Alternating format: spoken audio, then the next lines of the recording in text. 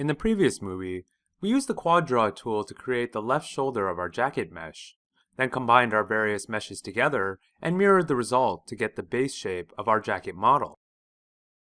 In this movie, we'll fine-tune both the shape and topology of our model using the Modeling Toolkit.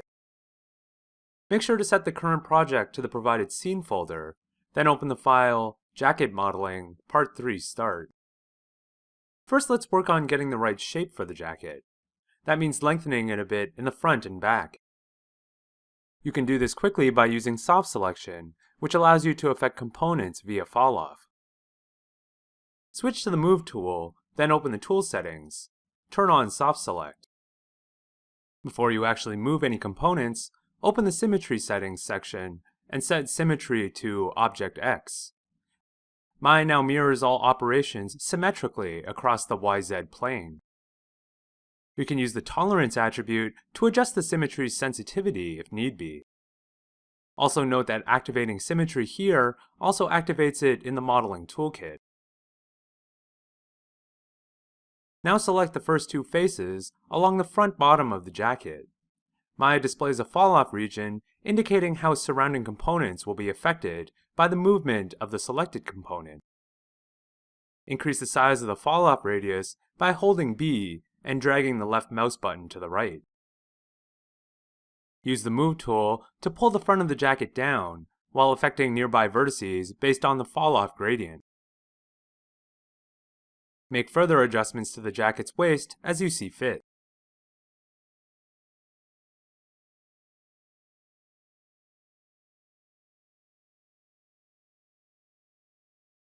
You'll also want to pull the jacket out and away from the body a bit to give it the sense that it's hanging off the character rather than sticking to her.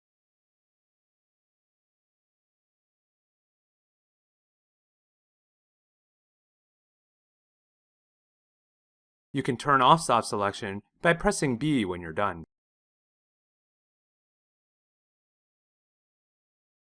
Next, if we revisit portions of the mesh we worked on in the previous movie, notice certain areas where the shape or topology of the mesh doesn't look straight.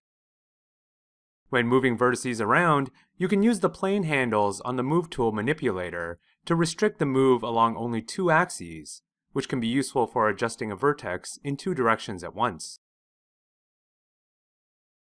You can also use the Modeling Toolkit's Selection or Transform constraints to affect components only along the existing mesh. This allows you to change a model's topology while minimally affecting its shape.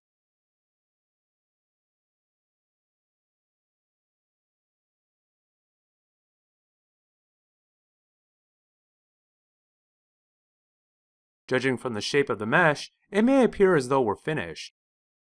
However, if you consider how this jacket will bend and deform along with the character, you'll notice two problem areas.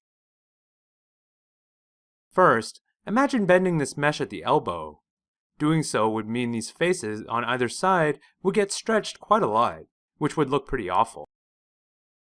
We need some extra resolution here to allow for a proper bend. To do this, we'll use the Modeling Toolkit's Multicut tool. This tool allows you to insert new edges onto a mesh by connecting existing components together. Try clicking two adjacent edges here beside the elbow edge loop. Maya creates two new vertices and a new edge connecting them. Continue clicking edges all the way around until you return to the first vertex.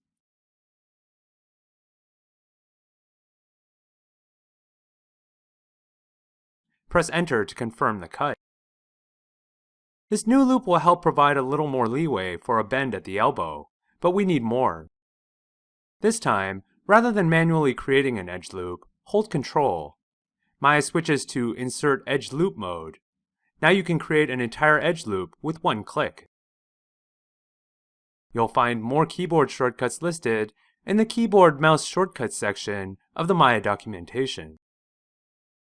Create 2 more loops for a total of 5. This should provide adequate resolution for a nice, smooth bend.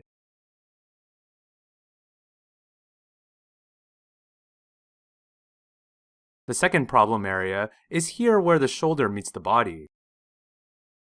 Notice how we're already getting a pretty bad bend in the middle of the face near the underarm. This is only going to get worse when you bend the arm down. We can fix this by retopologizing the mesh a bit. Start by using the multi-cut tool to split this bent face into 2 tries.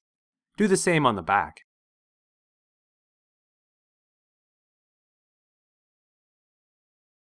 Now create a new partial edge loop from the tip of these 2 tries across the torso under the arm.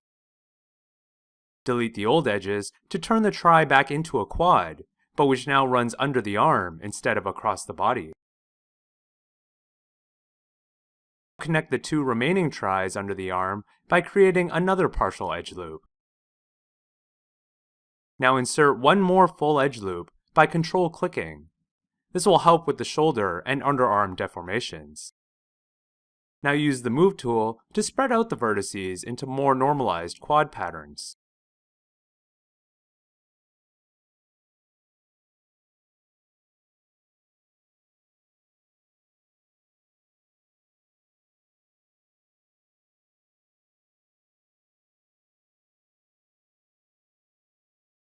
When you're done, the arm should look like this.